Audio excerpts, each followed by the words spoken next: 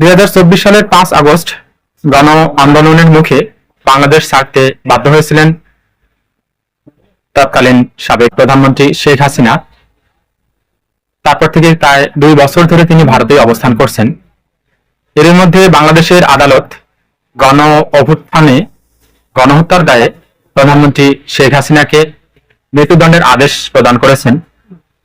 এই অবস্থায় সংবাদ মাধ্যম রয়টার্স তার প্রতিবেদন প্রকাশ করে বলেছে যে প্রধানমন্ত্রী শেখ হাসিনা আগামী ডিসেম্বরের মধ্যেই বাংলাদেশে ফিরতে চান। তার ফেরার বিষয়ে এক মন্তব্য প্রকাশ করেছে ভারতের পশ্চিমবঙ্গের মন্ত্রী দিলীপ ঘোষ। তিনি তার মন্তব্যে বলেছেন, প্রধানমন্ত্রী শেখ হাসিনা একজন নির্বাচিত প্রধানমন্ত্রী ছিলেন, তাই তার বাংলাদেশে ফেরার অধিকার রয়েছে।